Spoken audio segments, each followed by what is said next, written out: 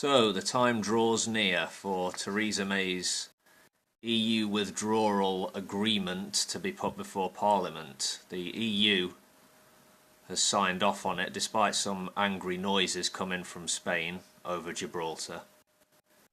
So it's about the UK and our Parliament as to what happens next.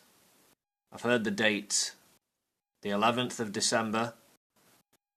That's the big day, I believe. Given that Labour, the Liberals, the SNP, significant numbers of Tory rebels and the DUP have all lined up against this deal for various reasons, it's highly unlikely that this will pass. As it turns out, the European Union is a strong ally of the British Prime Minister on this, in that they are saying this is the only possible deal. Now, obviously EU leaders are not naive.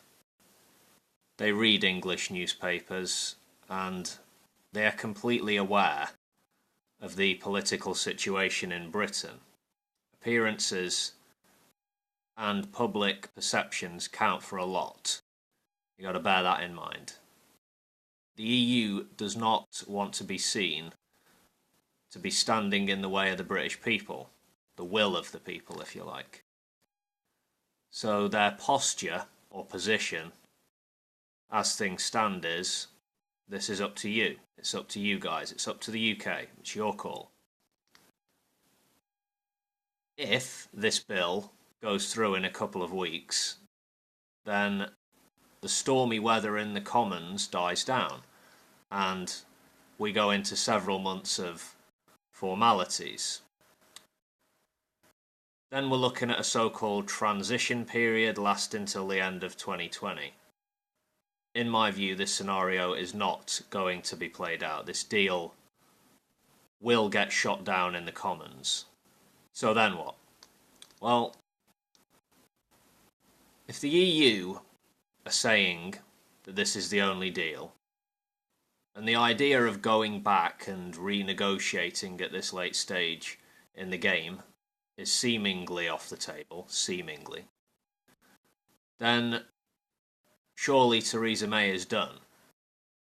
Stick a fork in her, she's done. The deal is dead. She's pegged her premiership on getting her deal through. If that fails, where do we go?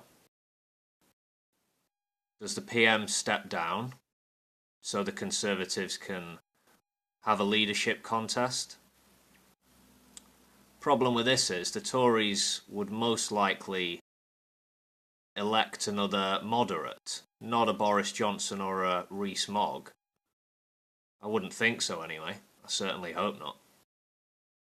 The hard Brexiteers don't have the numbers in Parliament to get one of their own in. So, in all likelihood, you just get another centre-right leader who has to deal with the toxic headache of Brexit. Having said all that, these are turbulent times and you can't rule out the possibility of an extremist getting in.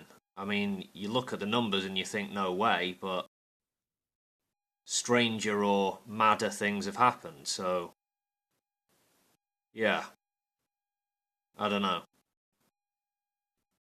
I know that the Tories don't want a general election for fear that Corbyn could end up as Prime Minister. The idea of a grand coalition of Conservative and Labour, a government of national unity, if you like, to get a reasonable withdrawal deal, doesn't seem very likely, highly unlikely. Things are very polarised now. What if Theresa May, in her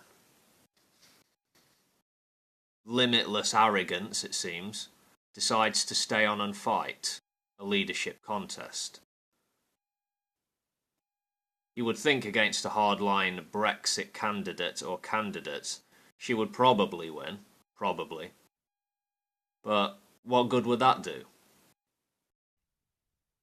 Our government could ask for an extension of Article 50, but given all the grandstanding and posturing from our government, this could only be seen as an embarrassing climb down. I don't know how the EU would react to that. If their line is, this is the only deal, then what would be the point of extending Article 50 as the deadline approaches? Well, the EU wants us to stay. They've made no secret of this, and like many other British people, I want us to stay in the EU, but the referendum result is what it was. It happened. You can't ignore that reality. However, you know what else is happening? Parliamentary impasse. Gridlock in a hung parliament. There's not a majority for this, there's not a majority for that. 2.5 years of bungling and mismanagement and party politics before national interests. That has brought us to where we are. Given this reality, is a people's vote, another referendum, now a distinct possibility? If that happened, it could not be a rerun of the 2016 referendum. The question would have to be framed differently. We're dealing with a different political reality now. But no deal is possible. I hope this doesn't transpire, as it would hurt us significantly, economically, politically, damage our relations and our standing in the world. And it will all be very much self-inflicted. The latest I'm hearing is a possible ECJ ruling on whether the UK can unilaterally get out of Article 50, unilaterally revoke it, or whether it requires the EU to sign off on it. You would think that MPs would not have the balls, our MPs, British MPs, would not have the balls to revoke Article 50 at this stage. Not without a second referendum, not without a people's vote anyway. So everything's up in the air. I don't know what's going to happen. This is a terrible bloody mess, and it all could have been avoided.